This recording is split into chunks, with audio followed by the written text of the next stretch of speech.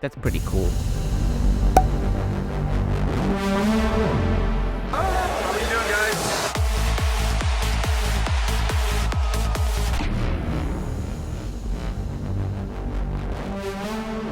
So I'm gonna add another serum again. We did a lot of diva yesterday, so today we can do some serum. And again, I'm gonna pick a preset because I'm lazy today, and we're gonna pick this one that I just did the other day. It's a Reese bass, sounds like this. And we're gonna use it as a pad. We're just gonna filter it down. So we add the filter, and we also need to filter the noise, so we get.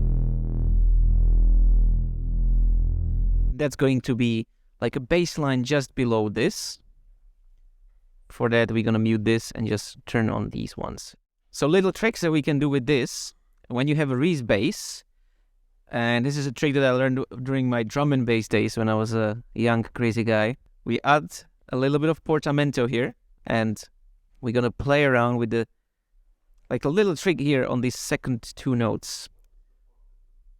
It's gonna make these notes to slide in between each other. So we're gonna add this one in and lift it up by an octave. It's a very nice trick that you can use. Yeah, glide over a certain period of time. This is how it's gonna sound.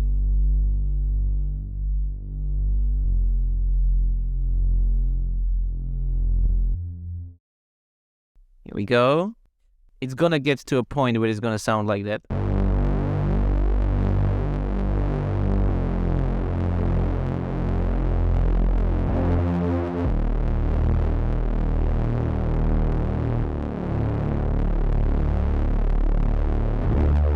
In the endings, I would like to hear it like that whoop, whoop, whoop, you know, when it opens up. That would be very nice.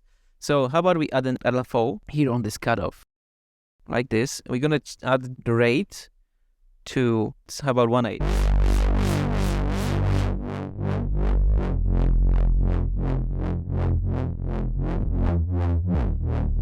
We don't want it this crazy, okay? That would be like too much. Just like a little bit.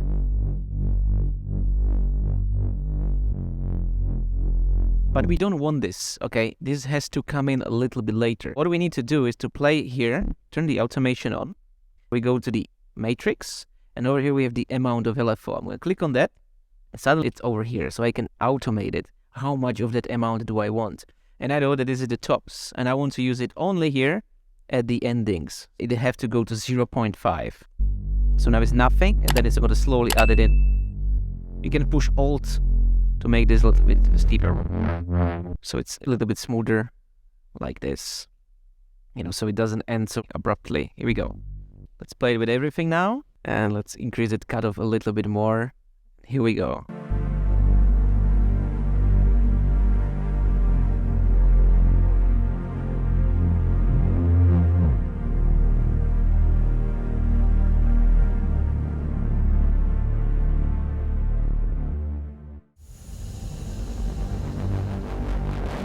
During lockdowns of COVID-19 pandemic, we all remember those vividly, I believe. I looked for ways on how to bring the time-tested and truly working music production tips and tricks to everyone. And we came up with readyformasterclass.com, an online platform where you can learn from me directly and learn how I do my melodies, how I stack leads, process bass lines, and overall how I produce trance and progressive using Ableton Live. There is a wide variety of masterclasses for you to choose from, and we add more every month. For now, let's just play around with this Reese and see if we can like do something with this modulation amount, you know, and just see what's gonna happen. But we need to make it more, you know, so it moves around. So how about we just take this over here and just do the whole thing a little bit differently. So we have the G over here, going down into the F.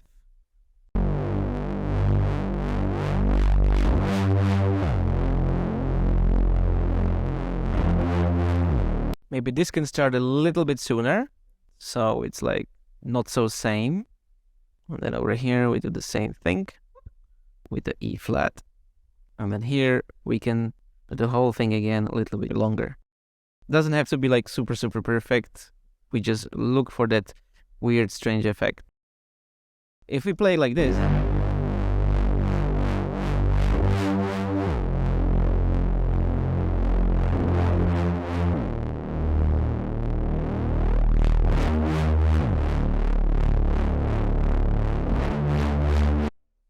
it feels a little bit boring. We can give it a little bit of life, as you can hear like in many of these melodic techno tracks.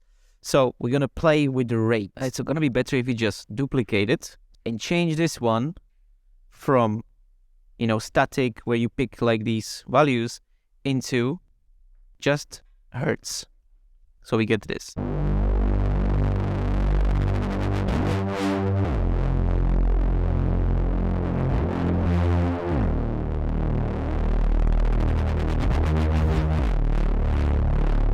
So we're gonna be moving between like 1.8 and 18, 16. That's how far we're gonna go. And first I'm gonna open the modulation mode so I can hear what's happening.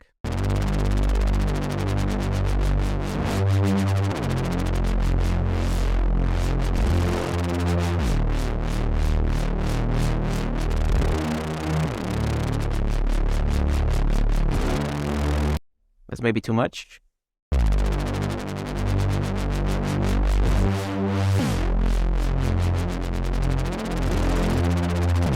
Here I want to go back down, so it's going to be like a crazy, quick change.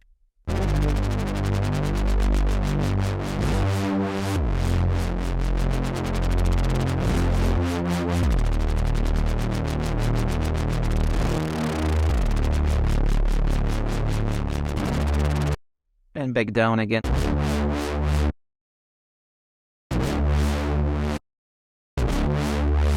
And let's see how it's gonna sound now. Let's again play with the modulation.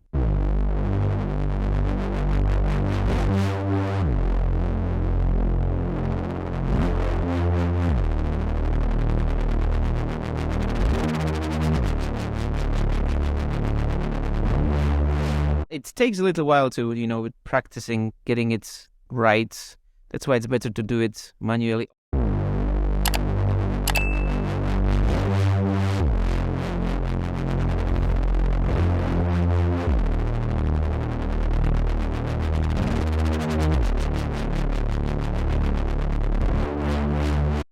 Okay, let's give it a little bit more drive and some more effects, because we only have distortion. Let's give it more dimension so it feels a little bit wider. This is the effect.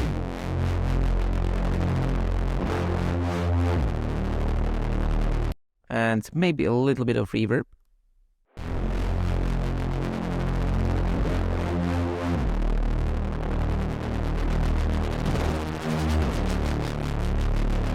Put on the headphones.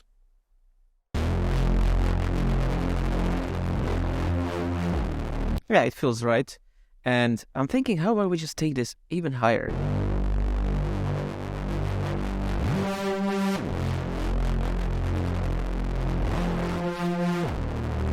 That's pretty cool. Now, let's see if we are liking it.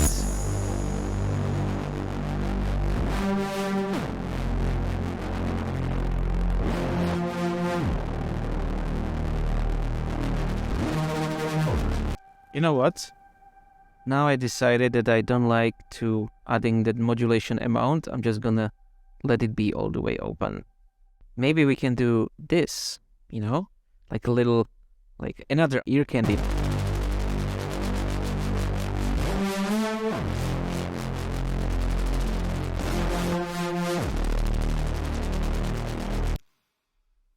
And again, you know, going to that A, C.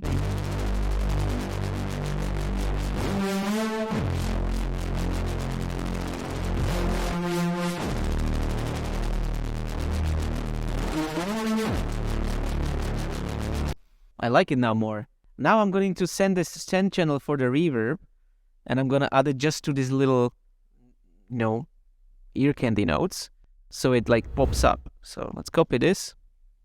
Let's take the whole full bar and use it here as well. So this is how it's gonna sound.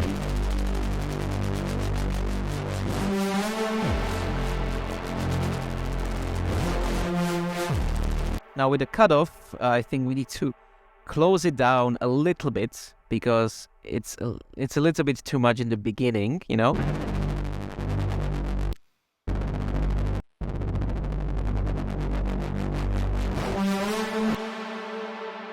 that it can go back down here.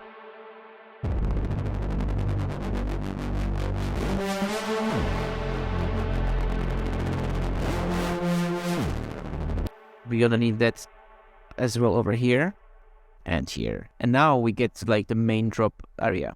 So nothing fancy, really simple. Maybe too much drive and too much of that saturation here, but now we should be fine.